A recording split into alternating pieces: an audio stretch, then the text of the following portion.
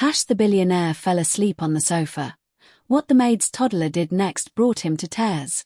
Michael Grant had built a $1 billion empire, but he had never let anyone touch his face while he slept, until a 3-year-old girl did. He was slouched on his leather sofa, tie loosened, eyes closed, completely unaware. Little Grace stood on her tiptoes beside him, a paintbrush in her tiny hand, humming softly to herself. Stroke by stroke, she painted his face like a canvas. When Michael finally opened his eyes and caught his reflection in the hallway mirror, he did not yell. He froze. Because one of the tiny marks on his cheek looked exactly like something he had not seen in 6 years. Michael lived alone in a mansion on the edge of Maple Creek, Ohio. The house had 14 rooms, but only 3 were ever used. 6 years earlier, Michael had lost his wife, Claire, and his 3-year-old daughter, Emma, in a car accident on a rainy October night. Since then, he worked 18-hour days just to avoid the silence of his own home. Sarah had been his housekeeper for 2 years. A single mother, quiet and hardworking, she kept her personal life separate from her job. Her daughter, Grace, was almost the same age Emma had been. That Tuesday, Grace's babysitter called in sick. Sarah had nowhere else to turn. She brought Grace to work, tucked her into a corner of the kitchen with a coloring book, and prayed Mr. Grant would not notice. By noon, Michael still had not come out of his study. Exhausted from 3 sleepless nights closing a merger, he collapsed onto the sitting room sofa without even loosening his shoes. He did not know that a small pair of footsteps was already following the sound of his breathing. Henry Walsh, the estate manager, found Grace first. He had worked for the Grant family for 11 years, and he prided himself on order. Children were not allowed in the main house. It was written into every housekeeper's contract, and Henry never let an exception slide. When he saw Grace beside the sleeping Michael, a paint palette open on the table, his face went pale. "Sarah," he hissed, pulling her into the hallway. "Do you understand what you've done? If Mr. Grant wakes up angry, you could lose everything." Sarah's hands were shaking. "Henry, please, I had no one else. I'll clean it up right now, I promise." "It's too late for promises," Henry said.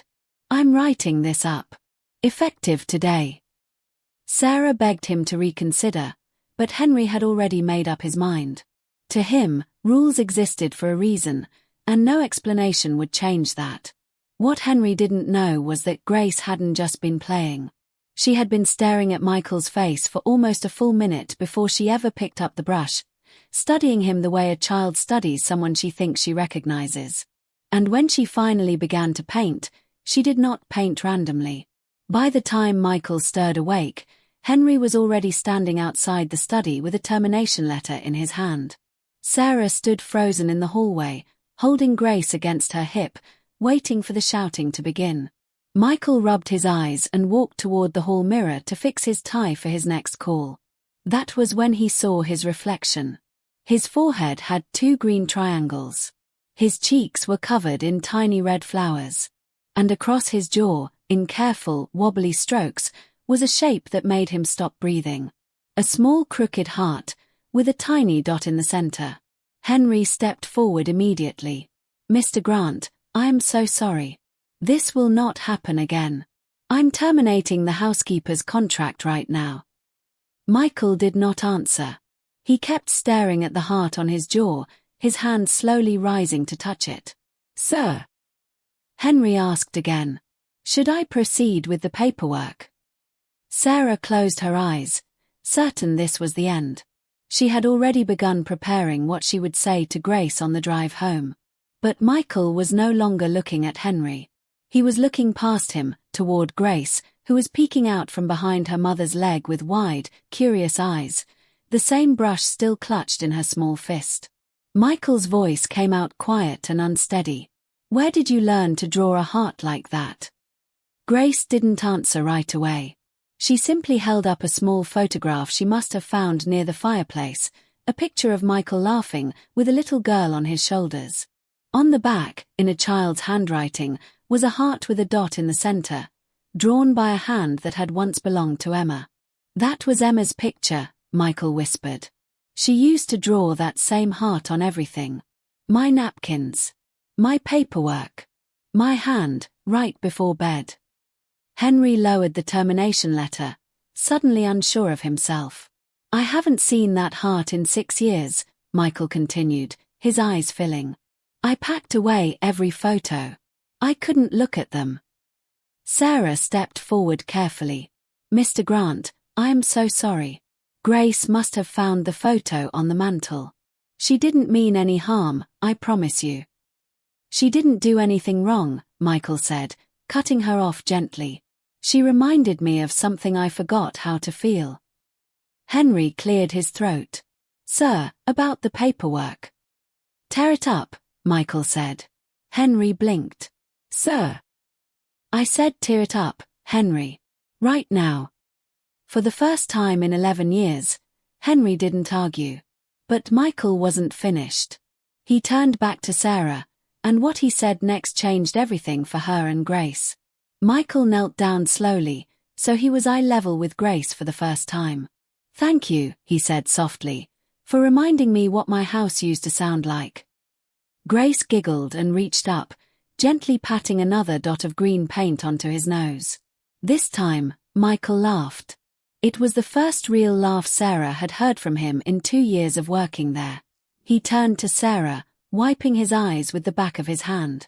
I don't want you to just keep your job, he said. I want you and Grace to have a real place here.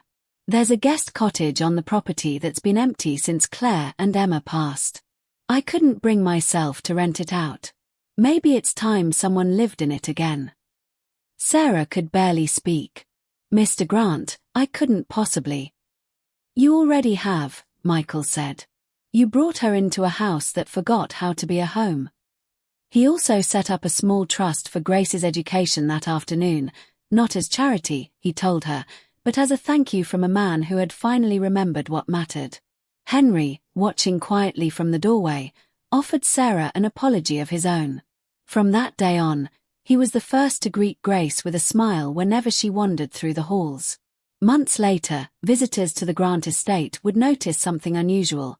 Framed on the wall near the fireplace, beside an old photograph of a little girl with a crooked, dotted heart, hung a new drawing. Green triangles. Red flowers. A father's smiling face.